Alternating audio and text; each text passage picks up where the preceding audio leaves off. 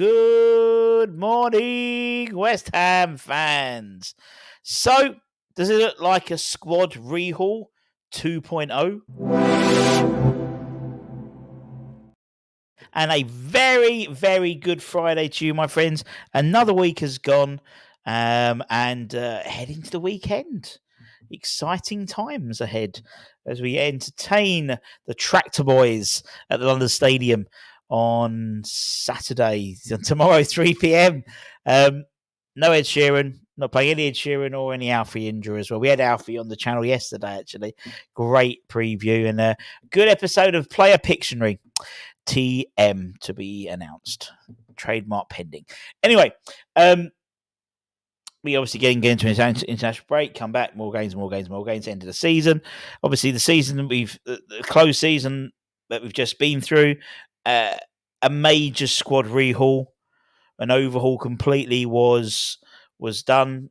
Part 1, part 2 very much seems to be next summer, 2.0, so to speak, in terms of more players leaving the club, with 5 first-team players currently due to have their contract expire at the end of the summer. So I thought we'd go through them and talk about implications, because a few, I think, we're already sort of looking ahead into options, but it's clear that there's going to be, where the 5 guys in terms of squad overhaul rather than necessarily starting 11 overhaul, with the exception of maybe one player.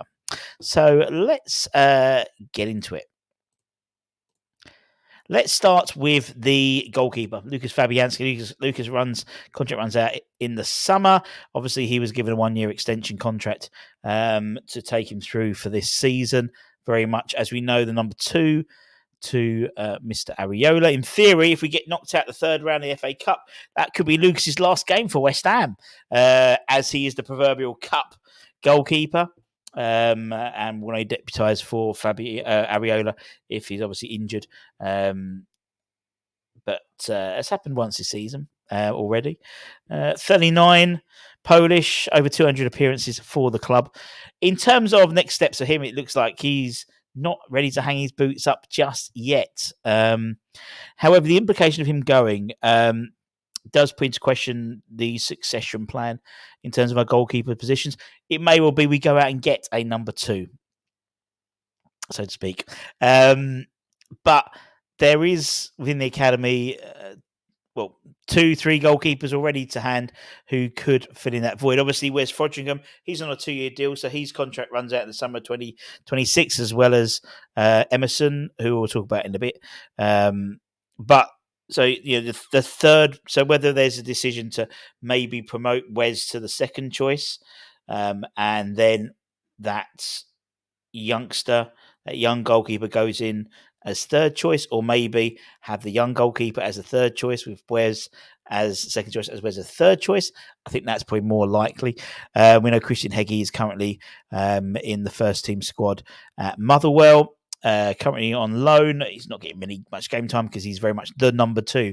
So in essence, doing the job that he could well be doing for West Ham next season, potentially. If we go below that, Finlay Herrick, England under 17, under 18 goalkeeper, currently in goal, obviously, for the under 21s, playing very, very well. Very good goalkeeper. Obviously, we let one go, Jacob Knightbridge, who I thought was very, very good.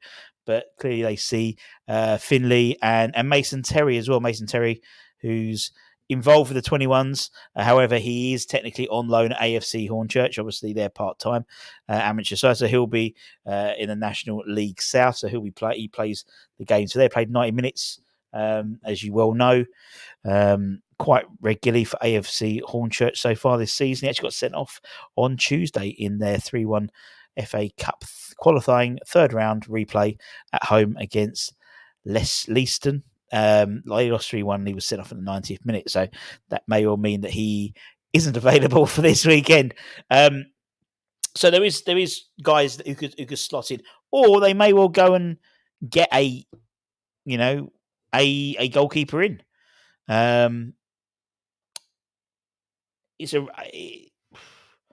We've been down this road before, haven't we? We've tried to, let the kids go out on loan and bring in goalkeepers, and then that goalkeeper gets injured, and then you get Roberto situation. So I think it'd be interesting to see what happens with the goalkeepers in terms of the impact that Fabianski, because obviously Fabianski's a safe pair of hands as number two. Um, and if there was an injury to Areola next year, and maybe Heggie has to come in, is he at the level where we want for his for the goalkeeper? I don't know. But it's something which means there'll be some sort of rehaul, whether it means bringing and promoting from within, or bringing in a goalkeeper who could compete with Areola for that number one jersey. I think I actually quite like that as an idea, but we shall see. Who's next? Let's start with defence. Vladimir Sufal, 32. Czech Republic international, 161 appearances at West Ham so far since joining from Slavia Prague a few years ago. Besiktas are interested in him, and he'll be entering the final 6 months of his contract in January. And obviously, unless we offer him a new deal, we offered him a 1 year deal, which was part of his contractual extension within his contract. We exercised that right. He was a little bit frustrated having seen Thomas Souček get a longer deal, having seen Jared Bowen get a 7 year deal, thinking he had sort of money in the bank, so to speak, in terms of being a regular first team player for starting right back. Obviously, with the signing of Aaron Wan-Bissaka, he obviously puts a question mark on his on that right hand side, that right back position. Obviously, Aaron is very much got the jersey, to be fair, and truly right. So 6 years younger than Vladimir, entering his peak, arguably. I think in terms of what happens next, we have been linked to a number of right backs. The guy from Slavia Prague, Sparta Prague, we were linked with this week. So clearly, again, there is, with someone who's gonna, with someone like Wan-Bissaka, that's his to lose, that's his shirt, that's his to lose, and so whether you bring in someone who's happy to be backup, or you promote from within, and we've got plenty of good players we could bring up from the academy. Julie Robinson is my pick in terms of that sort of pathway player into that position. He was outstanding on Wednesday.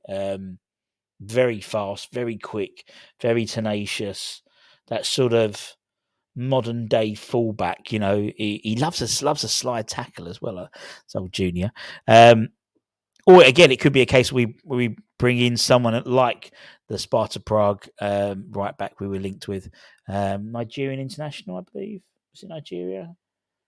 I think so, off the top of my head. But again, another, and as I said, it is a squad, 2.0 rebuild, because these guys aren't necessarily commanding starting 11 places as much. Sufad to some extent. And indeed, if the head coach decides that actually Emerson's not performing well at the moment, and Wan-Bissaka goes on the left hand side, and then Vlad's back in, really, unless he goes with obviously Mavropanos. Speaking of that left hand side, obviously Emerson's backup, and very much backup, is Aaron Cresswell, 34-year-old. His contract also runs out in the summer. 352 appearances for West Ham, Premier League appearances for West Ham. The most Premier League appearances for West Ham after Mark Noble, I believe. Unknown where he wants. If there's anyone interested, I could see him going, maybe dropping down divisions and moving back up to, up north potentially. Now, the thing about Cresswell is, we know there's people already lined up for him. In terms of his replacements, Ollie Scars, for example. Ollie is, I think, ready for that push up. So much so the club that the academy are playing him almost as a sort of central midfielder at the moment. And which is good. I think it's good in a way because it's good for West Ham in terms of the first team, but also what it does is it gives him a bit more oomph in that left hand side spot when he drops in. A bit stronger in mid. He's not so. What's the word? not fragile, but he's not at all. But it's toughened him up a bit, definitely playing that sort of more midfield berth, and gives an option as well. So you could drop him into the right hand, left hand side, left hand. Obviously, a bit like Ben Johnson. Really, I was talking to Alfie Indra about it yesterday, and Ben Johnson, he was asking about where he played at West Ham, and I sort of listed off about 5 different places. He also played midfield, did he? He did quite well last season, playing midfield for a couple of games. So I think we'll be bringing in a new left back anyway, because Emerson's contract runs out in 2026. By then he'll be 32, 33, 32, 33, something. No, 32. So I think we'll be looking at someone like Bradley Locko from Stade Rennes, or someone like that who's got a bold future ahead of him. But also you wouldn't want to stunt the, and I said stunt, the growth and the progression of someone like Ollie, who's obviously just signed a new deal at West Ham as well. And I think there's a lot of hope in him. Played quite well on the game in the PL2 game, went off at half time. And I don't know whether it was tactical or whatnot, but as we know from the first team, anyone can be substituted, can't they? And let's move into the striking positions. Midfield, we're not really losing anyone as such. We may well, in terms of release clauses, we may well lose some. But in terms of the strikers, let's go with the strikers. And there will clearly be a rebuild job, a revamp with our forward line from in terms of that sort of number 9 slot, in terms of options. Danny his contract runs out at the end of this season, 56 appearances for the former England international. Clearly, for me, there's dropping down into the Championship would be an option for him, potentially at Southampton if they get relegated.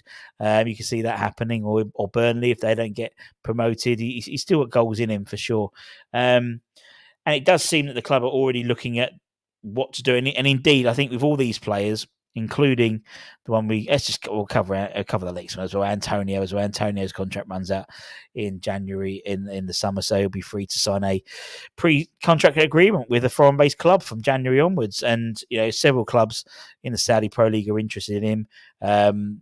Guilherme from in Brazil as well. Where apparently we turned down £500,000 offer for him. And so for me, it's very much that's the area which needs the most attention, in my opinion, because Antonio, for all intensive purposes, is a starter, and Danny Ings is very much the number 2 to Antonio at the moment, obviously with Nicholas Fulkrug out until after the international break.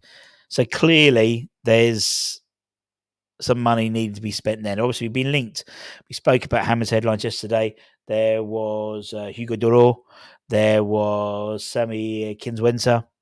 And several others. You're going to get loads. John Duran as well will come out like a smell you can't get rid of.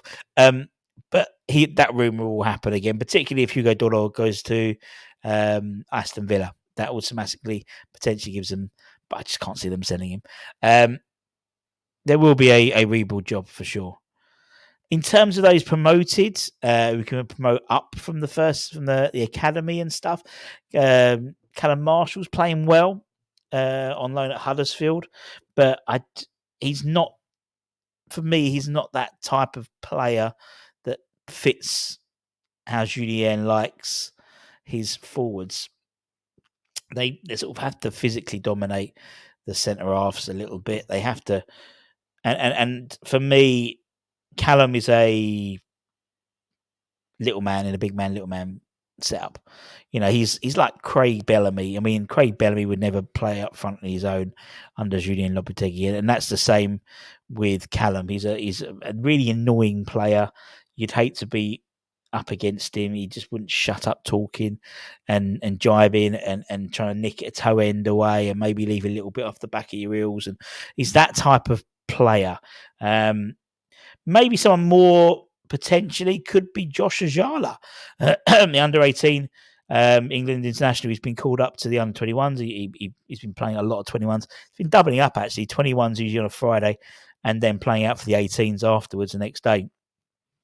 Very silky, skillful player. He spoke up a little bit, but I think that could be an option. Brad Dolligan as well. We signed him from Worthing. Very natural goal scorer. He's taller than I thought he was. Again, bulking up a little bit, but there's a player that reminds me a little bit of Sonny Perkins.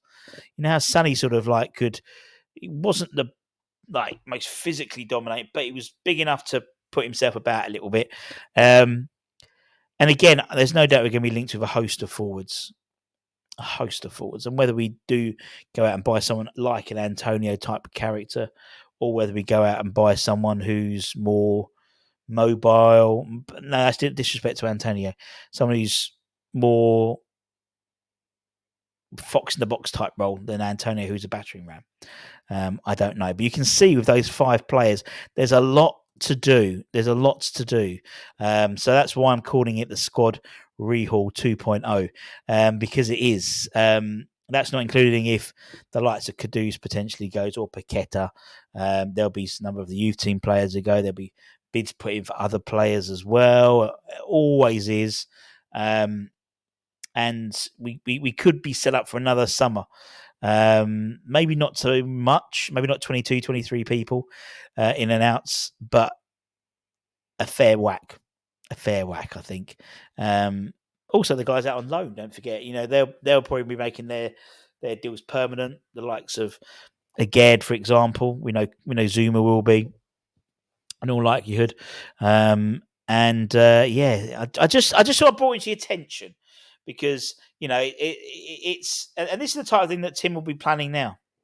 They'll have planned this over the summer in terms of what was happening, that type of thing. So I just thought it was a really interesting. It was only the other day I was looking at contracts, and I was like, that's 5 big-ish players. There's the best part of. Let's count them up. 202, 100, so that's 163. 163.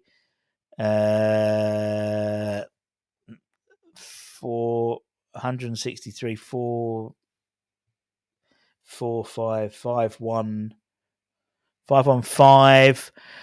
So that's say 570, isn't it? Or was it 5? I might as well add it up now. Why did I add it up in the first place?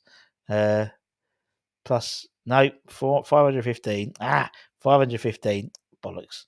This new iPhone thing really annoys me. Plus 56. Plus 315. 886 games, that is, across the 5. So that's a fair whack. That's some very, very experienced players we're getting rid of within the squad. Not just necessarily, they're not going to get much game time, but that's a lot of experience we'll be losing. But anyway, let me know what you think. As I said, we'll be back doing the lunchtime live. We'll have D Parts, the rapper, West Ham fan, and a rapper. We've got him coming on having a chat, and then we'll start getting ready for the game against Ipswich match day with the predicted 11 shows. Anton's doing it this week apparently, so Christ knows what that means. We may well even have the lesser spotted Irish Tommy doing a show tonight as well. Yeah, but keep an eye on the channel. Take care, stay safe, stay warm, stay humble, keep the faith, and don't forget to buy your mugs. Much love. Bye-bye.